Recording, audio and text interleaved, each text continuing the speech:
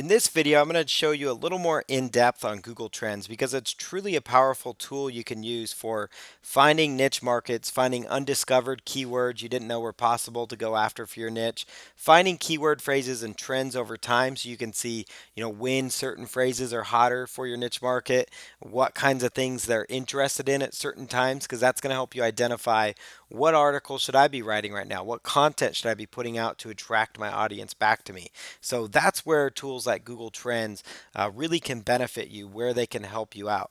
So I'm going to go here to Google Trends and just go up here to explore topics. Now, we already talked about the homepage. They're going to show kind of the hot news and you can sort by location.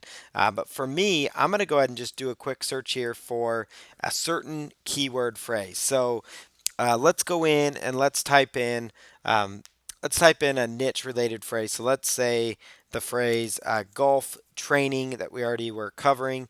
So let's say golf training here and pretending we're in the golf niche, right? So golf training, and it's going to do its thing. It's going to bring up the results here and show us a chart, which we've already seen from the previous video.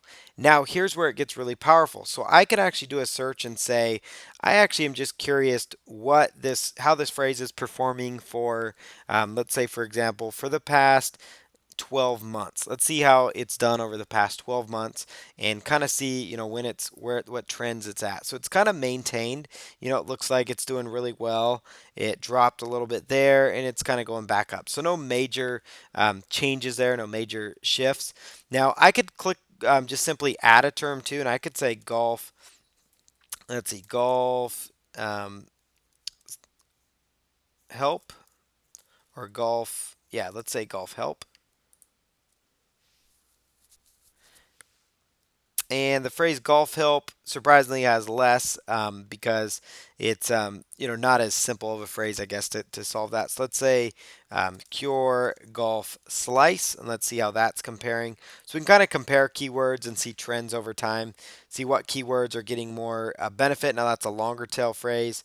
I could do the phrase golf, for example, and notice it's going to color code it. So this one's red, golf help is red. So it's going to help me identify that, obviously that's up there. Now look proportionately, the phrase golf is obviously going to be getting a lot of traction there, a lot of traffic, but that's a way you can kind of go in there and just identify, what keywords. Now let's go identify even another niche. Let's say some obscure niche like, let's say, tonsil stones. Tonsil stones, it's a niche market that it's an issue people struggle with, so it's a niche market and they want solutions because they don't want to have surgery. So I'm going to type in the phrase tonsil stones, and I'm curious how it's performed over the last 12 months. Oh, that's interesting. Okay, so now let's look at maybe for all of 2015 and see how this keyword phrase performed. Notice kind of flatline there. Around the summer, it seemed to spike back up, so traffic seemed to be coming back. And notice some additional keywords. Now, being in this niche market, I may not have realized that this is another possible keyword phrase. So they actually tell me after I've done my search here, Google will actually tell me some additional insights. So they're going to say, this is how it's performing in certain countries. So that's interesting. So I can see that. And then it's going to also show me that people related searches were tonsillosis. So that's another, like a medical term for that condition. So it's not really called tonsil stones, but that's because it's a lot easier to say than tonsillosis. I can't say it right either. But the point is, that would be a keyword that I hadn't thought of. That if I was in this niche market, I could actually start creating content around that keyword phrase and start reaching people. Notice throat stones gave me some additional ideas. White throat tonsil stones, remove tonsil stones. So I could click here and look at this and say, okay, so here we go, throat stones, and now it's going to give me some ideas of what they are, and how to cure them. So that might be an additional keyword I could go after. You can see what countries are impacted by this issue as well. Let's type in for another niche market. So let's say I'm in the baseball hitting, um, baseball hitting drills, baseball drills. And so it's searching for that related keywords there. Let's see, not enough search volume, so that's good to know. So it's not going to be able to pull that up. But we could type in another phrase. Let's say um, baseball drills, for example, or just the phrase baseball.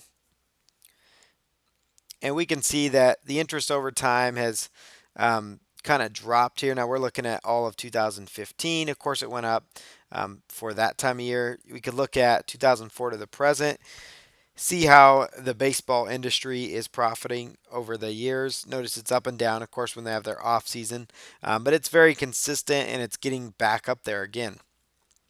So for that though, this is where it gets cool. You can find those keywords, baseball hitting drills. It tells you that it's a top keyword phrase. Now this one's interesting. So 2004 to the present, baseball hitting drills is actually up 200%. So that tells me that's a rising keyword phrase. So if I'm in that niche, then that tells me some additional keywords that I should be focused on and going after.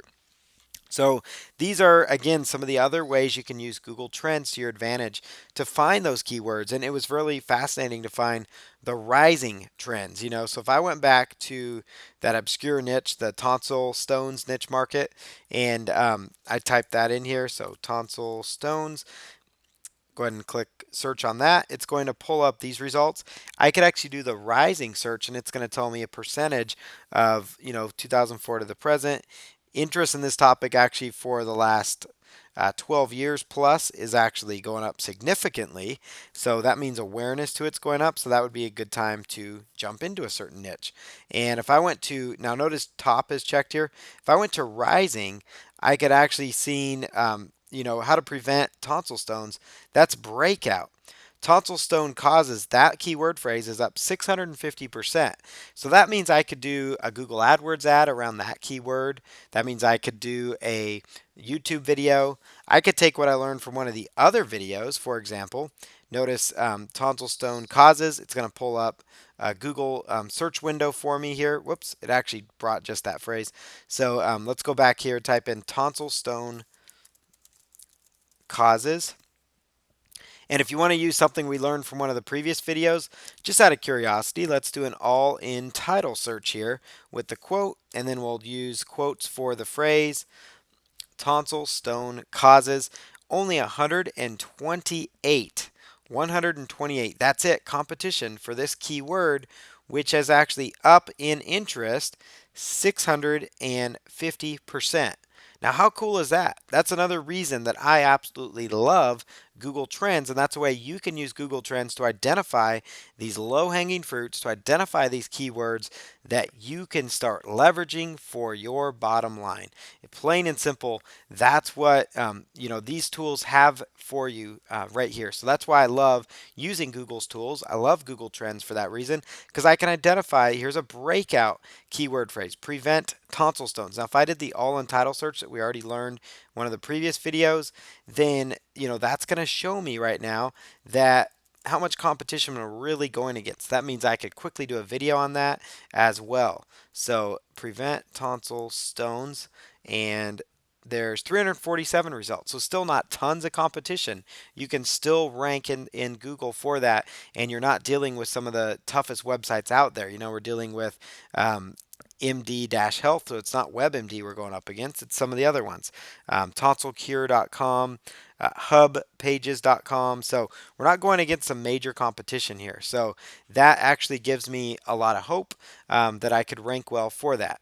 So use Google Trends to find those low-hanging keyword, the low-hanging fruit, I like to call it, keywords you can go after. Find what's the breaking news, the rising trends in your niche, and it's going to really help your business grow tremendously. So Google Trends is your friend. Make sure you use it.